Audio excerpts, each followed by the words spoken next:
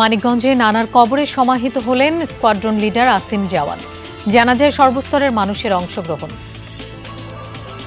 আমাদের মানিকগঞ্জের একটা রত্ন, মানিকগঞ্জের অহংকার। ওর মৃত্যুতে আমাদের পরিবারে আমার খালা সবসময় একটু পরপরই জ্ঞান হারাচ্ছেন। তো আমরা পরিবারের দিক থেকেও মনের দিক থেকে সবাই বিধ্বস্ত। সমবায়ের মাধ্যমে দারিদ্র্য বিমোচন সম্ভব, টুঙ্গিপাড়ায় মত বিনিময়ে প্রধানমন্ত্রী। দ্বিতীয় স্যাটেলাইট উৎক্ষেপণে লাভবান হবেন কৃষকরাও। 1 ইঞ্চি জমি অনাবাদি থাকবে না, প্রত্যেকটা পরিবার যেন স্বাবলম্বী হয় এবং দারিদ্র্য থেকে মুক্তি পায়।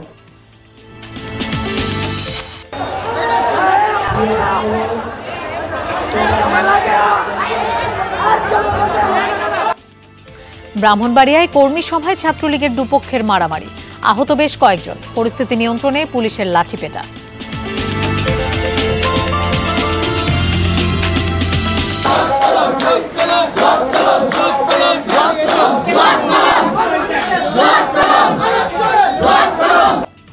ছুটির দিনে দ্বিতীয় ধাপের উপজেলা নির্বাচনের জমজমাট প্রচারণা, উন্নয়নের নানা আশ্বাস দিয়ে ভোট চাইছেন প্রার্থীরা।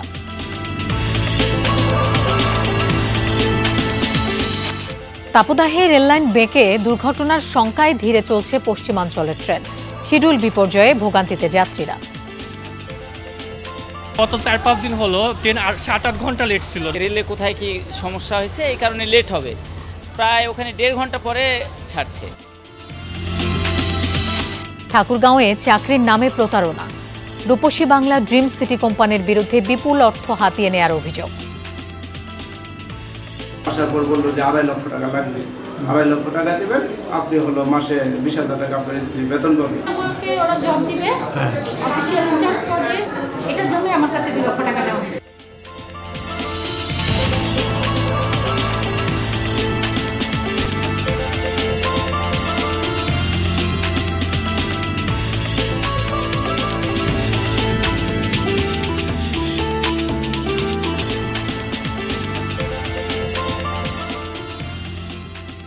শুভেচ্ছা, আমন্ত্রণ বিরতিহীন সংবাদ সারা দেশের আয়োজনে। আপনাদের সঙ্গে থাকছি আমি মৌসুমী আহমেদ লোপা। এতক্ষণ শিরোনাম দেখছিলেন, এবার যাচ্ছি পুরো খবরে। মানিকগঞ্জে নানার কবরে সমাহিত হলেন স্কোয়াড্রন লিডার আসিম জাওয়াদ। নিজ এলাকায় তৃতীয় দফা জানাজা শেষে রাষ্ট্রীয় মর্যাদায় দাফন করা হয় তাকে। শেষবারের মতো দেখতে ভিড় জমান সর্বস্তরের মানুষ। এর আগে ঢাকায় প্রথম দফা জানাজা শেষে বিমান বাহিনীর পক্ষ থেকে দেয়া হয় গার্ড অব অনার। দুপুর 12:15টায় বিমান বাহিনীর হেলিকপ্টারে করে আসিম জাওয়াদের মরদেহ নেওয়া হয় মানিকগঞ্জে। শেষবারের মতো এক নজর দেখতে শহীদ মিরাজ তপন স্টেডিয়ামে জড়ো হন স্বজন ও এলাকাবাসী। জুমার নামাজের পর সেখানে তৃতীয় দফায় জানাজা অনুষ্ঠিত হয়। অংশ নেন বিমান বাহিনী, স্থানীয় প্রশাসনের কর্মকর্তা সহ সর্বস্তরের মানুষ।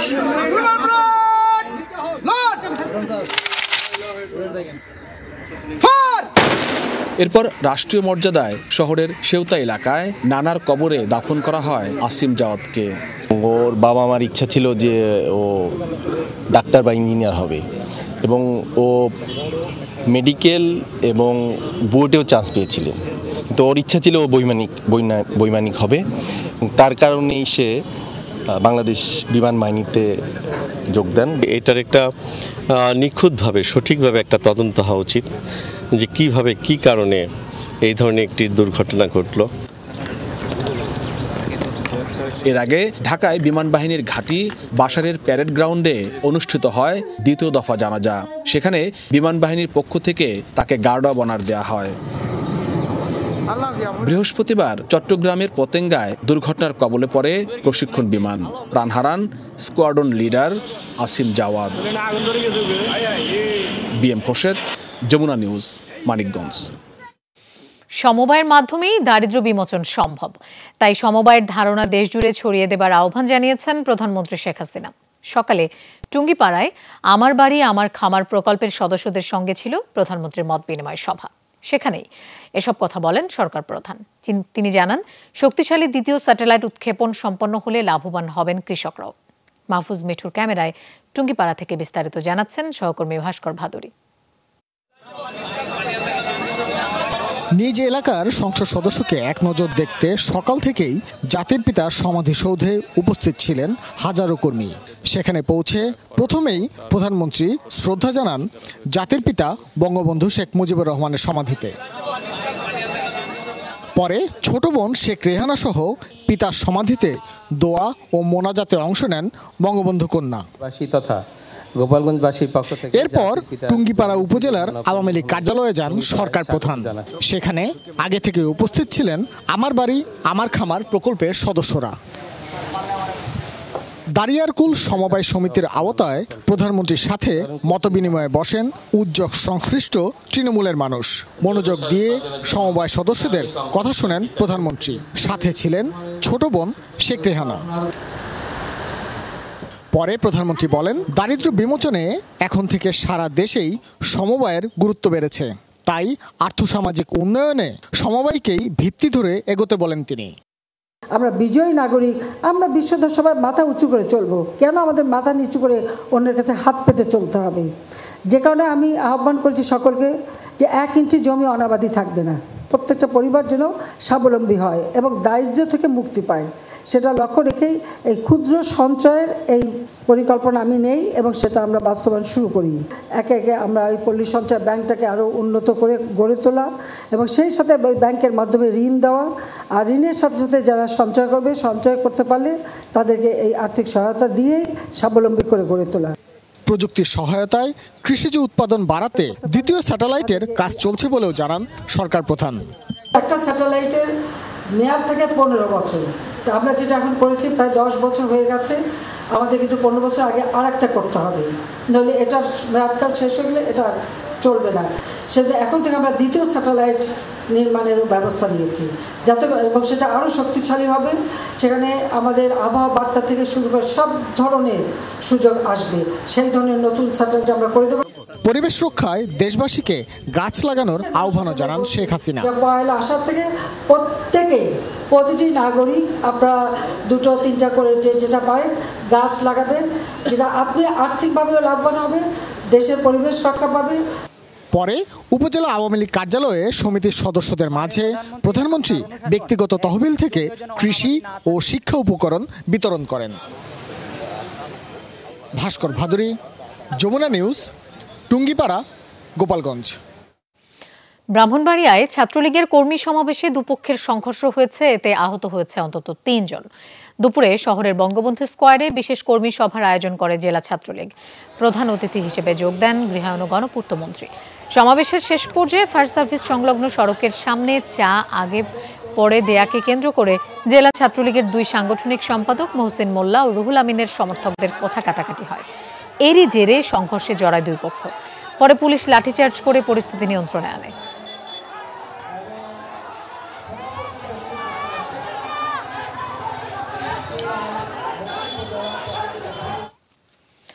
দর্শক, এই বিষয়ে আরো জানবো, আমাদের সাথে যোগ দিচ্ছেন শফিকুল ইসলাম। শফিকুল, সংঘর্ষের পর এখন কি অবস্থা বিরাজ করছে এলাকায়?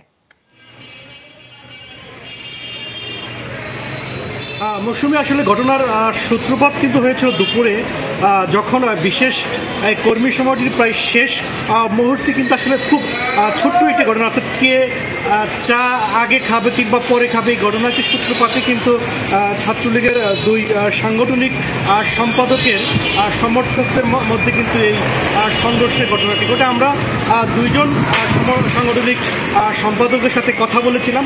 মহসিন মোল্লা দায়ী করছেন যে রুহুল আমিন এর সমর্থকরা এই ঘটনা ঘটিয়েছে, তবে রুহুল আমিন এই ঘটনাটিকে স্বীকার করতে আসলে রাজি নয়। পাশাপাশি আমরা জেলা ছাত্রলীগের সভাপতির সাথে কথা বলেছিলাম। জেলা ছাত্রলীগের সভাপতি রবিউল হোসেন রুবেল আমাদেরকে যে বিষয়টি জানিয়েছে, তারা বিষয়টিকে খতিয়ে দেখছেন এবং অভিযোগ পেলে আসলে তারা ব্যবস্থা নেবেন, এরকমটি কিন্তু আমরা বলছিলাম। এবং ঘটনার সাথে সাথে কিন্তু আমরা পুলিশের উপস্থিতি ছিল, সেখানে পুলিশ 2 পাশ থেকে এসে আসলে উপস্থিত 2 পক্ষকে এই ঘটনার থেকে আসলে নির্বৃত্ত করে এবং তারা পরিস্থিতি স্বাভাবিক আনার জন্য সকল ব্যবস্থা গ্রহণ করে। আমরা কথা বলেছিলাম ব্রাহ্মণবাড়িয়া সদর মডেল থানার ভারপ্রাপ্ত কর্মকর্তা আসলাম হোসেনের সাথে। তিনি বলেছেন যে এখন এরকম কোনো ঘটনা এখন আর নেই, এখন পরিস্থিতি স্বাভাবিক রয়েছে এবং ঘটনাস্থলে পুলিশ রয়েছে বলে কিন্তু আমাদেরকে জানিয়েছেন।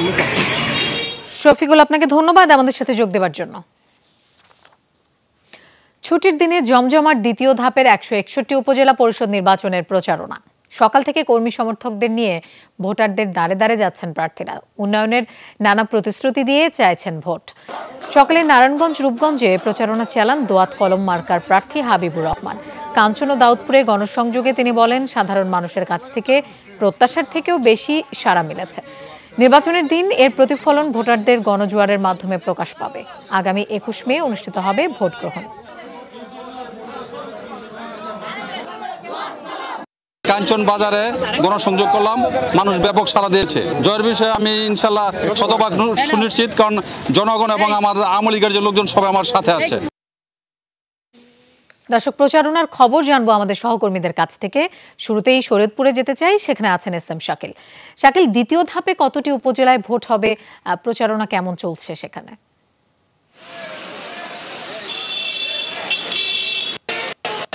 দ্বিতীয় ধাপে কিন্তু শরীয়তপুরের 2টি উপজেলায় নির্বাচন হবে। সেখানে সদর উপজেলা এবং শরীয়তপুরে যে জাজিরা উপজেলা রয়েছে সেই উপজেলায় কিন্তু নির্বাচন হবে।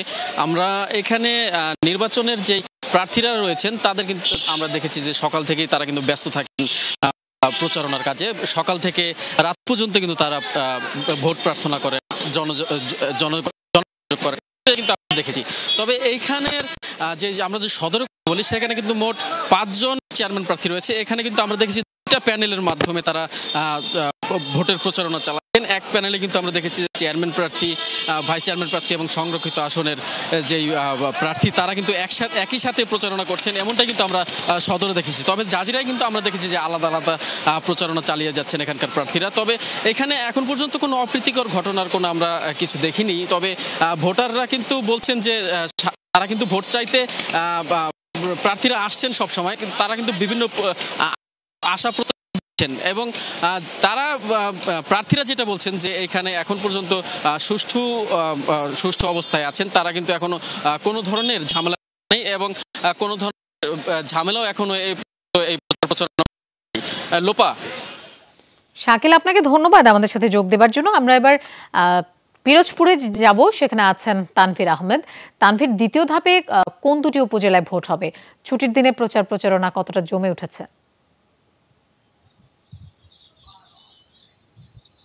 জি লোপা, আপনি যেমনটি বলছিলেন, পিরোজপুরে দ্বিতীয় ধাপে নির্বাচন অনুষ্ঠিত হবে 21 তারিখে। তো এই 21 তারিখে পিরোজপুরের 7টি উপজেলা রয়েছে। এই 7টি উপজেলার 2টি উপজেলা, এই 2টি হচ্ছে পিরোজপুরের কাউখালী উপজেলা ও নেছরাদা উপজেলায় উপজেলা পরিষদ নির্বাচন অনুষ্ঠিত হবে। তো এই 2টি উপজেলায় আমি বর্তমানে রয়েছি পিরোজপুরের কাউখালী উপজেলায়। তো এই কাউখালী উপজেলায় আগামী আসন্ন জাতীয় যে উপজেলা নির্বাচন রয়েছে, এতে মোট প্রতিদ্বন্দ্বিতা করছেন 5 জন চেয়ারম্যান প্রার্থী ও 5 জন ভাইস চেয়ারম্যান প্রার্থী। এছাড়াও রয়েছে সংরক্ষিত আসনে 2 জন নারী প্রার্থী। তো এই যে চেয়ারম্যান এবং উপজেলা চেয়ারম্যান প্রার্থী যারা রয়েছেন, এর মধ্যে বর্তমান চেয়ারম্যান এবং ভাইস চেয়ারম্যান সহ যিনি সংরক্ষিত রয়েছেন কজনই প্রতিদ্বন্দ্বিতা করছেন। তো এছাড়া এই যারা প্রার্থী হিসাবে রয়েছে এরা সকাল বিকাল মানুষের কাছে ছুটে যাচ্ছে এবং নানা ধরনের প্রতিশ্রুতি দিচ্ছে যে তারা নির্বাচিত হলে কি কি কর্মকাণ্ড এলাকার জন্য করবে, মানুষের জন্য কি কি উন্নয়ন করবে। সর্বোপরি তারা প্রতিশ্রুতি দিয়েছে মানুষের পাশে থাকার, যে তাদের জনগণের যে কোনো সুখ দুঃখে এবং বিপদ আপদে তাদের পাশে পাবে, এই প্রতিশ্রুতি দিয়ে জনগণের ভোট নেওয়ার চেষ্টা করছে। এছাড়াও পিরোজপুরে যে 7টি উপজেলা রয়েছে, এই 7টি উপজেলার মধ্যে প্রতিটি উপজেলায় ইভিএমে ভোট গ্রহণ হচ্ছে। সে অনুযায়ী দ্বিতীয় দফায় যে 2টি উপজেলা কাউখালী এবং নেছরাবাদ, এই 2টিতেও ইভিএমে নির্বাচন হবে। তো এখানে প্রশাসন যেটি আমাদেরকে জানিয়েছে, তারা সর্বোচ্চ যে বিষয়টিকে সতর্ক রয়েছে এবং সর্বোচ্চ গুরুত্ব দিচ্ছে সেটি হচ্ছে আইন শৃঙ্খলা পরিস্থিতি। নির্বাচনে কোনো অবস্থাতেই যেন আইন শৃঙ্খলা পরিস্থিতির কোনো অবনতি না ঘটতে পারে এবং কোনো সহিংসতা না হতে পারে। এছাড়া ভোটাররা যাতে নির্বিঘ্নে ভোট দিতে যেতে পারে সেটাই তারা দেখছে। তো লোপা, এই ছিল পিরোজপুর থেকে আমার কাছে নির্বাচনের নিয়ে সর্বশেষ। তানভীর, আপনাকেও ধন্যবাদ আমাদের সাথে যোগ দেওয়ার জন্য। নরসিংদীর শিবপুর উপজেলা নির্বাচন থেকে সরে দাঁড়ানোর ঘোষণা দিয়ে সংবাদ সম্মেলন করলেন বিএনপির এক নেতা। দুপুরে জেলা প্রেস ক্লাবে সংবাদ সম্মেলন করেন শিবপুর উপজেলা বিএনপির যুগ্ম সাধারণ সম্পাদক তোফাজ্জল হোসেন। তিনি দাবি করেন, দলীয় সিদ্ধান্তের পাশাপাশি নির্বাচনে সুষ্ঠু পরিবেশ বজায় না থাকায় প্রার্থিতা প্রত্যাহার করেছেন। প্রথম ধাপের উপজেলা পরিষদ নির্বাচনের চিত্রও তাকে ভোট যুদ্ধে নিরুৎসাহিত করেছে বলে দাবি করেন তোফাজ্জল হোসেন। জনসাধারণের কথা চিন্তা করেই আমি আজকে এই নির্বাচন থেকে স্বেচ্ছায় সজ্ঞানে আমার মনোনয়নপত্র প্রত্যাহারের ঘোষণা দিচ্ছি। বিএনপির আজকের এই ভোট বর্জনের সিদ্ধান্তকে স্বাগত জানিয়ে এই শিবপুর উপজেলা বিএনপি এবং অঙ্গ সংগঠনের সকল নেতৃবৃন্দর পক্ষ থেকে তার এই প্রত্যাহারের জন্য প্রাণঢালা অভিনন্দন। কিছুতেই ঠেকানো যাচ্ছে না পশ্চিমাঞ্চল রেলওয়ের শিডিউল বিপর্যয়। চরম ভোগান্তিতে পড়েছেন যাত্রীরা। কর্তৃপক্ষ বলছে তাপদাহে রেললাইন বেঁকে গিয়ে দুর্ঘটনার শঙ্কায় প্রায় মাসখানেক ধরে ধীর গতিতে চলছে ট্রেন।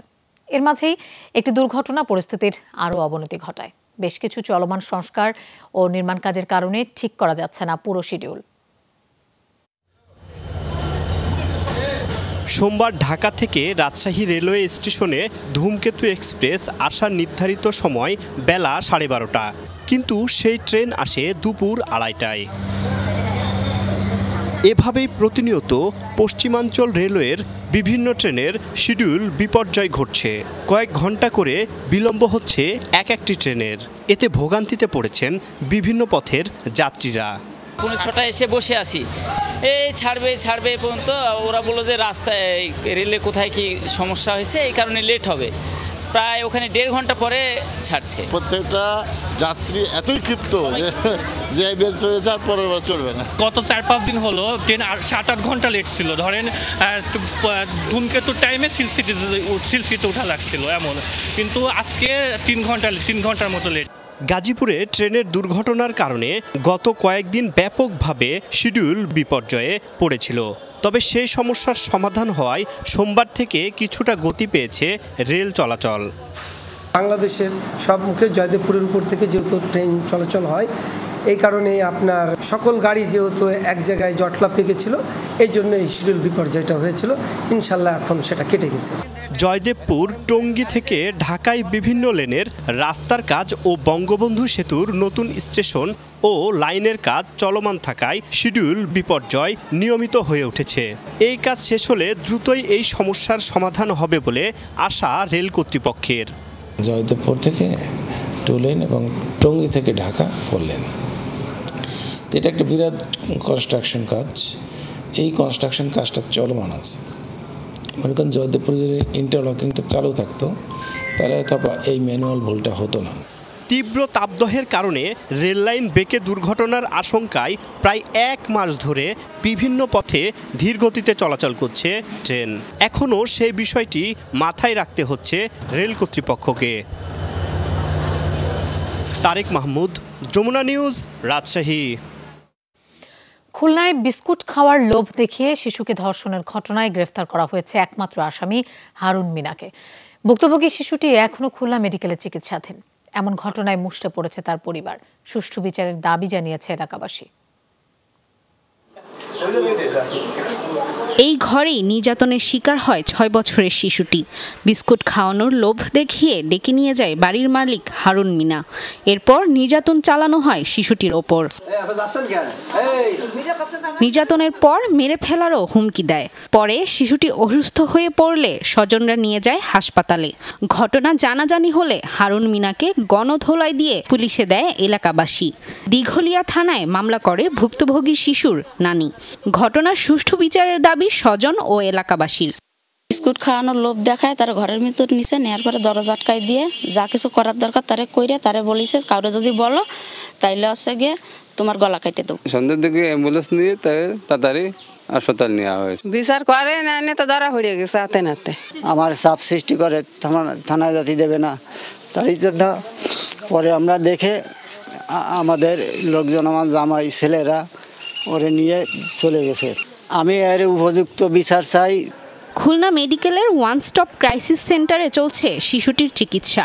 শিশুটি সুস্থ হতে বেশ কয়েকদিন সময় লাগবে বলে জানান চিকিৎসক। আমাদের ফার্স্ট প্রায়োরিটি দিয়ে, যেহেতু একটি শিশু বাচ্চা এবং তার যে আসলে যদি সত্যি সে ধর্ষণের শিকার হয়, তার যে মেন্টাল ট্রমা হচ্ছে, এটি আমরা যাতে যত দ্রুত শেষ করে তাকে আমরা এখান থেকে ডিসপার্স করতে পারি সে চেষ্টা আমরা করছি। এরই মধ্যে জেল হাজতে পাঠানো হয়েছে আসামি হারুন মিনাকে। আসামির সর্বোচ্চ সাজা নিশ্চিতে আইনি পদক্ষেপ প্রক্রিয়াধীন রয়েছে বলে জানিয়েছে পুলিশ। মূল যে অপরাধী তাকে আমরা গ্রেপ্তার করতে সমর্থ হই।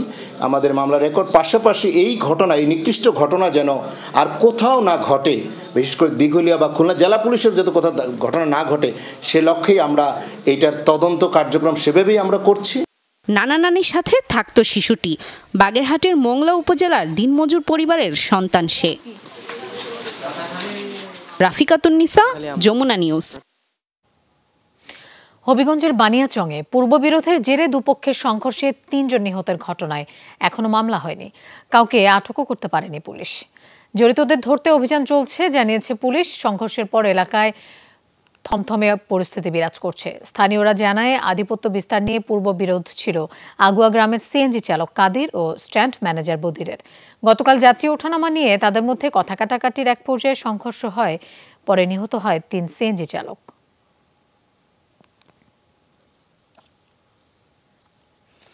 আকর্ষণীয় বেতনে চাকুরির প্রলোভনে ঠাকুরগাঁওয়ে অর্থ হাতিয়ে নেয়ার অভিযোগ উঠেছে রূপসী বাংলা ড্রিম সিটি লিমিটেড নামের বেসরকারি একটি প্রতিষ্ঠানের বিরুদ্ধে। ভুক্তভোগীরা বলছেন, ভালো চাকরি, ফ্ল্যাট ও প্লট পাইয়ে দেওয়ার নামে তাদের কাছ থেকে মোটা অঙ্ক জামানত নিয়েছে প্রতিষ্ঠানটি। কিন্তু অনেকদিন পেরিয়ে গেলেও চাকরি অথবা আমানতের টাকা কিছুই ফেরত না পেয়ে প্রতিষ্ঠানের চেয়ারম্যানকে অবরুদ্ধ করেন ভুক্তভোগীরা। পরে পুলিশ গিয়ে পরিস্থিতি নিয়ন্ত্রণে আনে। এরপর থেকেই পলাতক রয়েছে মূল অভিযুক্ত প্রতিষ্ঠানটির চেয়ারম্যান। জামানত ফেরত পেতে প্রশাসনের হস্তক্ষেপ চান ভুক্তভোগীরা। প্রতারিত হয়ে বিক্ষোভ করছেন চাকরি প্রত্যাশীরা। অভিযোগ, আকর্ষণীয় বেতনে চাকরি, প্লট ও ফ্ল্যাট দেওয়ার প্রলোভনে হাতিয়ে নেওয়া হয়েছে লাখ লাখ টাকা। প্রায় 7 মাস আগে ঠাকুরগাঁও সদরের ঘোষপাড়া এলাকায় একটি বাড়ি ভাড়া নিয়ে কার্যক্রম শুরু করে রূপসী বাংলা ড্রিম সিটি লিমিটেড। কখনো রিয়েল এস্টেট, কখনো অ্যাগ্রো ফার্ম, আবার কখনো বা ট্রেনিং সেন্টার। চাকরি দেয়া বা আমানত সংগ্রহের নামে হাতিয়ে নিয়েছে শতাধিক মানুষের সম্বল। বললো এমএ পাস লাগবে, আমি বললাম এমএ পাস আছে, তাই ঠিক আছে। আসলাম, আসার পর বললো যে 2.5 লক্ষ টাকা লাগবে। 2.5 লক্ষ টাকা দেবেন, আপনি হলো মাসে 20,000 টাকা আপনার স্ত্রী বেতন পাবেন। কোনো কষ্ট করে টাকাগুলো জমা করছি 1 লাখ টাকা। 1 লাখ টাকা জোগাড় করে তারপরে এখানে আসছি। আসে বলতেছে কি অনেক দূর আগায় যাবে, আপনার ছেলে অনেক ভবিষ্যৎ উজ্জ্বল হবে, আপনার ছেলের কোনো চিন্তা ভাবনা থাকবে না। আমাকে ওরা জব দিবে অফিসিয়াল ইনচার্জ পদে। আমি বললাম যে কাজ কি থাকবে, বলছে যে 32 জন আমাদের ইয়ে আছে, ওনাকে আপনি ডিরেকশন দিবেন যে ওরা কে কি কাজ করবে। এটার জন্য আমার কাছে 2 লক্ষ টাকা নেওয়া হয়েছে। এই শামিমা দিনাজপুরে তো 2 বছর আগে সে প্রায় 4 থেকে 5 কোটি টাকা ওখানে মানে একইভাবে ফ্রড করছে। অর্থ জামানতের বিষয়টি স্বীকার করলেন খোদ প্রতিষ্ঠানের চেয়ারম্যান। ব্যবসা চালাতে জামানত সংগ্রহের অনুমোদন দেখাতে ব্যর্থ তিনি। বের হয়েছে 40 লাখ। প্রত্যেকের সাথে একটা চুক্তিপত্র আছে। এখানে ইনভেস্ট করলে এই চুক্তিপত্র অনুযায়ী 24 মাস পর্যন্ত উনি লাভ এবং আসল 2টা টাকায় পাবেন। 2023 সালে সদরের চণ্ডীপুরে এক ব্যক্তির কাছ থেকে 3 একর জমি কিনে ঠিকাদারি ব্যবসাও শুরু করে প্রতিষ্ঠানটি। জয়েন্ট স্টক কোম্পানি থেকে নিবন্ধন পাওয়ার মূল কপিও দেখাতে পারেনি প্রতিষ্ঠানের এমডি। তদন্ত সাপেক্ষে ব্যবস্থা গ্রহণের আশ্বাস প্রশাসনের। আমরা বর্তমানে আসছি, পরিবেশ পরিস্থিতি শান্ত, শৃঙ্খল ছিল সেই অবস্থা এখন নাই। পরবর্তীতে এনাদের আইনগত এরা যদি অভিযোগ করে বা মামলা করে সেই হিসেবে আমরা আইনগত ব্যবস্থা গ্রহণ করব। অনুমতি ব্যতীত আমানত সংগ্রহের কাজ কেউ আসলে করতে পারবে না। তো যে প্রতিষ্ঠানটির কথা বলা হচ্ছে, এই প্রতিষ্ঠানটির কাগজপত্র আমরা যাচাই বাছাই করব। ওনাদের যদি এই ধরনের কোনো অনুমতি না থাকে তাহলে সেই ক্ষেত্রে আমানত সংগ্রহের কাজ আমরা এখানে করতে দেব না অবশ্যই। এই ঘটনায় মামলা হয়নি কোনো। পলাতক প্রতিষ্ঠানটির মালিকপক্ষ অর্থ ফেরতে প্রশাসনের হস্তক্ষেপ চান ভুক্তভোগীরা। হুমায়ুন রশিদ, যমুনা নিউজ। বেহাল ভবন, আসবাবপত্র, উদাসীন প্রশিক্ষকও, এতে ডুবতে বসেছে পিরোজপুরের কাউখালী উপজেলা রিসোর্স সেন্টার। প্রায় ঘটছে দুর্ঘটনা। ঝুঁকি নিয়ে প্রশিক্ষণ নিচ্ছেন প্রাথমিকের শিক্ষকরা। প্রশিক্ষক মাহফুজা খানমের বিরুদ্ধে তুলেছেন নানা অনিয়মের অভিযোগ, যদিও তিনি তা অস্বীকার করেছেন। দেয়ালে দেয়ালে ফাটল, খসে পড়ছে পলেস্তরা, আসবাবপত্র জরাজীর্ণ। এটি কাউখালী উপজেলা রিসোর্স সেন্টার বা ইউআরসির ভবন। প্রাথমিকের শিক্ষকদের পেশাগত দক্ষতা উন্নয়নের প্রশিক্ষণ কেন্দ্র এটি। সম্প্রতি প্রশিক্ষণ নিতে গিয়ে দুর্ঘটনার শিকার হন একজন শিক্ষক। চেয়ার ভেঙে পড়ে গুরুতর আহত হন তিনি। ভর্তি হতে হয়েছে রাজধানীর একটি হাসপাতালে। বসা অবস্থায় হঠাৎ করে আমি পড়ে গেলাম আর কি চেয়ার থেকে, কারণ ওখানকার চেয়ার ম্যাক্সিমামই ভাঙা। তারপর পড়ে যাওয়ার পরে এখন আমি দেখি যে আমার অন্ধকার লাগতেছে। এরপরে মনে হয় কি করছে, আমাকে ধরে টরে উঠাইছে। চেয়ারের চারিপাশে তো লোহা ছিল, মাঝখানে বডিটা আর কি সরে গেছে। এমন দুর্ঘটনা এখন প্রায় ঘটছে। আতঙ্ক নিয়েই ঝুঁকিপূর্ণ ভবনে প্রশিক্ষণ নিচ্ছেন শিক্ষকরা। রয়েছে বড় ধরনের দুর্ঘটনার শঙ্কাও। চেয়ারগুলো বসতে হলে আগে নাড়াচাড়া দিয়ে বসতে হয়, তারপরে দেখতে হয়, বসলে অনেক সময় একেবারে ডিবে যায়। 2010-এর পরে বা 12-র পরে সম্ভবত এখানে আর তেমন কোনো আসবাবপত্র নাই। প্রশিক্ষণ কেন্দ্রের মান নিয়েও আছে নানা প্রশ্ন। নেই প্রজেক্টর, ল্যাপটপ, সাউন্ড বক্স। এটির দায়িত্বে মাহফুজা খানম। তার বিরুদ্ধে প্রশিক্ষণের ভাতা দিতে টালবাহানা, দুর্ব্যবহার, সময় মতো অফিস না করা সহ বিভিন্ন অভিযোগ তুলেছেন শিক্ষকরা। নানা কারণেই উনি তিরস্কার করে থাকেন। এই জিনিসগুলি আসলে শিক্ষকরা মেনে নিতে পারছে না। দুই একদিন হয়তো দেখা হয়, শোনা যায় যে সে রীতিমতো থাকেন না। ইউনিভার্সিটির অবকাঠামো সম্পর্কে আমরা তুলে ধরছি, কিন্তু সে একটা ধাপা চাপা দিয়ে মোটামুটি কথা এটা একটা উত্তর দিয়েছে। সব অভিযোগ অস্বীকার করেছেন মাহফুজা খানম। দাবি করলেন ইউআরসির উন্নয়নের বিষয়টি ঊর্ধ্বতন মহলে জানানো হয়েছে। আমার একলা তো পুরো দপ্তর সামলাইতে হয়, মাঝে মধ্যে এদিক সেদিক, ওই যে ধরেন দোকানে কেনাকাটা করা সেটা আমি নিজে করি, হ্যাঁ, কারণ আমার আর কোনো লোক নেই। ওখানে যোগদান করছি 18 সনে। ওই ভবনটা এবং ওই ফার্নিচার হচ্ছে 7 সন থেকে, হ্যাঁ, ওই যে চেয়ারগুলি এবং 37টা চেয়ারই আমি প্রথম মেরামত করছি। এসব ঘটনায় প্রশিক্ষকের গাফিলতি দেখছে উপজেলা শিক্ষা অফিসও। চেষ্টা চলছে সমস্যা নিরসনের। আমি তাওরি কোনো দোষারোপ করি না, মূলত আমাদের দিন ওই ইউনিভার্সিটি নেশাটা মহোদয় তিনি যদি পূর্বের দিন তার এই আসবাবপত্রের সোর্সগুলোতেও বা সরজমিনে দেখতো, এই যদি তিনি পূর্বে ব্যবস্থা নিত তাহলে সম্ভবত এ ধরনের ঘটনা পুনরাবৃত্তি হতো না। অনিয়মের বিষয়ে ব্যবস্থা নেওয়ারও আশ্বাস দিয়েছে শিক্ষা অফিস। ওবায়দুর রহমান, যমুনা নিউজ। ভোলায় বার্জের ধাক্কায় ট্রলার ডুবিতে প্রাণ হারালেন এক জেলে। ভোরে মেঘনা নদীর কাঠির মাথা ও তুলাতলের মধ্যবর্তী এলাকায় এই দুর্ঘটনা ঘটে। নিহতের পরিবার জানায় 2 ছেলেকে নিয়ে মাছ ধরতে গিয়েছিল হারুন। জাল ফেলার সময় দাঁড়িয়ে থাকা একটি বার্জের সাথে ধাক্কা লেগে ট্রলারটি ডুবে যায়। রুবেল ও জুয়েলকে উদ্ধার করে স্থানীয়রা। তবে নিখোঁজ ছিলেন বাবা হারুন। পরে তার মরদেহ খুঁজে পাওয়া যায়। বার্জটি জব্দ করেছে নৌপুলিশ।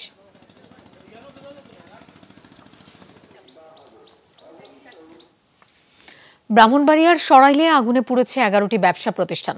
ভোরে শাহবাজপুরের দ্বিতীয় গেট বাজারে হয় এই ঘটনা। প্রত্যক্ষদর্শীরা জানায় হঠাৎই একটি দোকানে আগুন লাগে, মুহূর্তেই তা ছড়িয়ে পড়ে। কালো ধোঁয়ায় ঢাকা পড়ে চারপাশ। পুড়ে যায় 11টি দোকান। ফায়ার সার্ভিসের 2টি ইউনিটের 1 ঘন্টার চেষ্টায় নিয়ন্ত্রণে আসে আগুন। ধারণা বৈদ্যুতিক শর্ট সার্কিট থেকে আগুনের সূত্রপাত।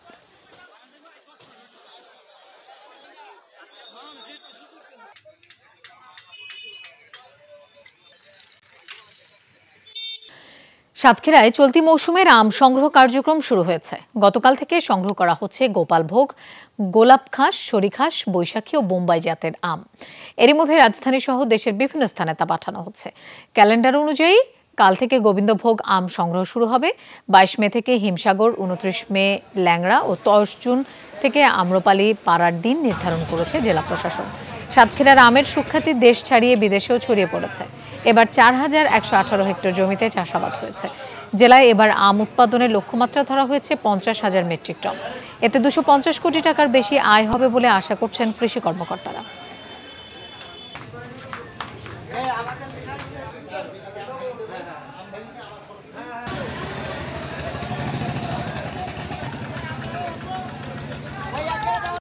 নোনা অঞ্চলের কারণে আমাদের সাতক্ষীরা প্রত্যেক জিনিসটা টেস্ট, তার মধ্যে 1 নম্বরে হলো আমটা। গত বছর এই যে যেমন এই আটির আমগুলা গত বছর আমরা 800, 600, 700 টাকা করে কেনাকাটা করছি। তো এবছর দেখা যাচ্ছে যে 1500 টাকা, 1600 টাকা, 1400 টাকা, 1200 টাকা, প্রায় দ্বিগুণ দাম। শুধু গোবিন্দ আগামীকাল থেকে শুরু হবে। 11 তারিখ থেকে আমাদের সরকারি নির্দেশনা অনুযায়ী আমরা বাজার মনিটরিং করি। দর্শক, এই ছিল সংবাদ সারা দেশের আয়োজনে।